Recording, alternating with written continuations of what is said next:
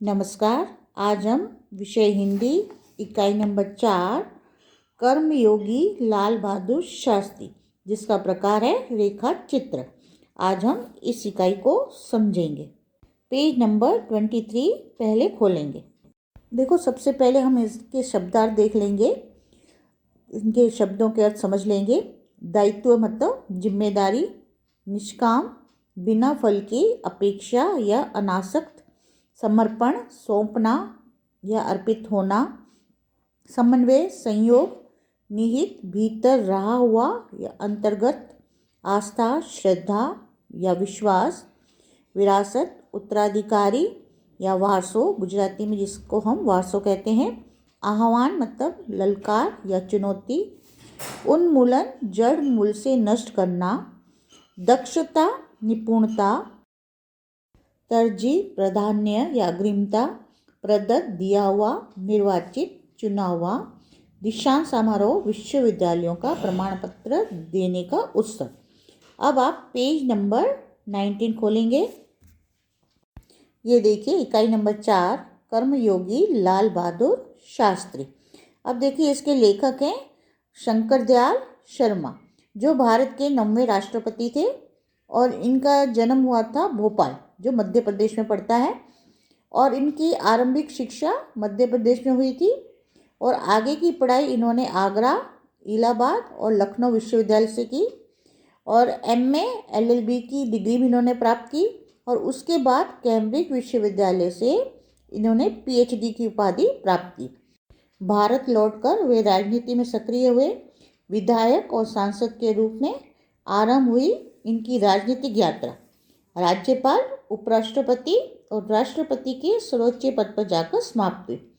ये हिंदी और अंग्रेजी दोनों भाषाओं में लेखन कार्य करते थे।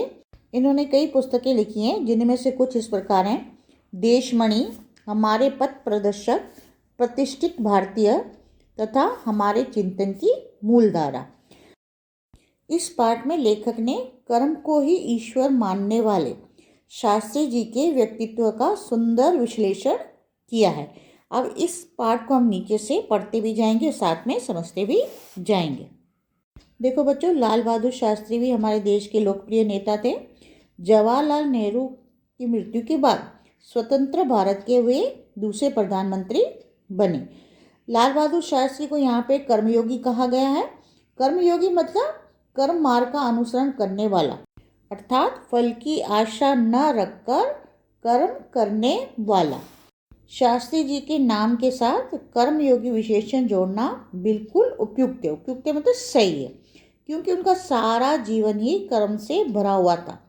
शास्त्री जी सामान्य परिवार से उठकर देश के प्रधानमंत्री जैसे महत्वपूर्ण पद पर पहुंचे और उसके पीछे उनका रहस्य कर्मयोगी होना ही छिपा हुआ था। वो महत्वपूर्ण पद तक कैसे पहुंचे? क्योंकि उन्होंने कर्म को ही महत्व दिया था। वे उन लोगों में से नहीं थे जो भाग्य पर भरोसा करके बैठे रहते हैं और अचानक कभी सफलता मिल जाती है, बल्कि वे उन लोगों में से थे जिनको अपनी हथेली की लकीरों के बजाय अपने चिंतन मतलब मनन करना या सोचना या विचारना और कर्म की शक्ति पर अधिक भरोसा होता है।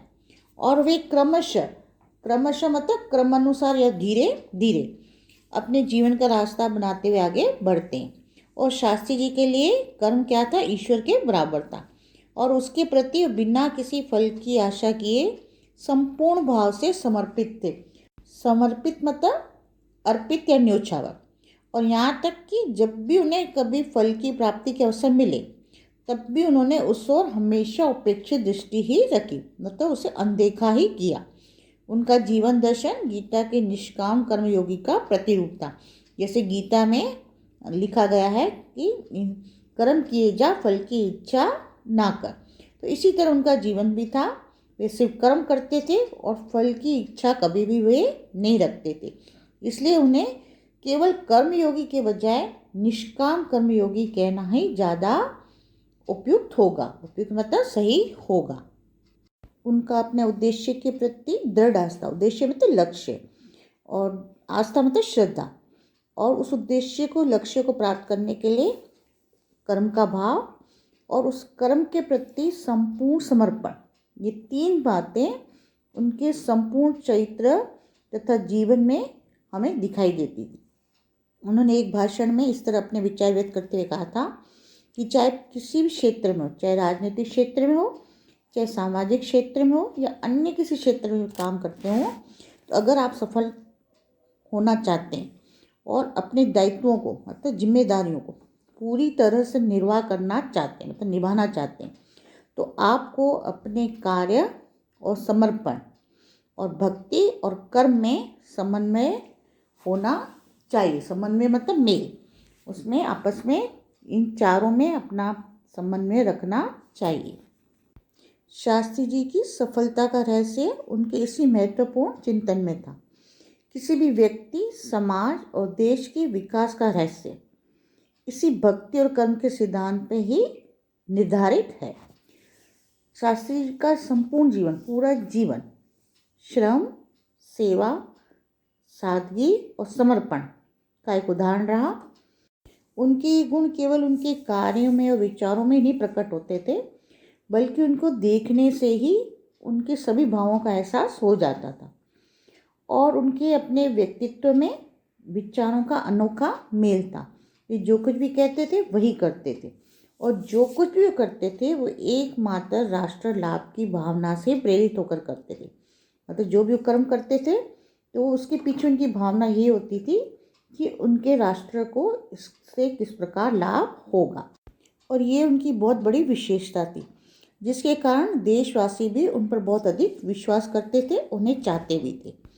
पंडित नेहरू की मृत्यु के बाद उनकी समृद्ध राजनीतिक विरासत को संभालना और उसे आगे तक ले जाने का काम कम कठिन नहीं था, लेकिन देश ने उस समय साफ साफ देखा कि उसे संभालने की ताकत सिर्फ शास्त्री जी में ही है, और शास्त्री जी ने अपने निर्मल चरित्र और दृढ़ संकल्प शक्ति द्वारा देश की इस आकांक्षा को तो उनकी आशा को पूरा किया।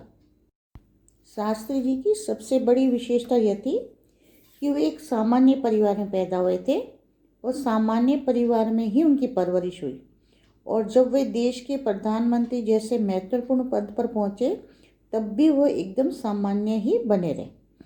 विनम्रता, विनम्रता मतलब विनय, और सादगी, सरलता उनके व्यक्तित्व में एक विशेष प्रकार का आकर्षण पैदा करती थी।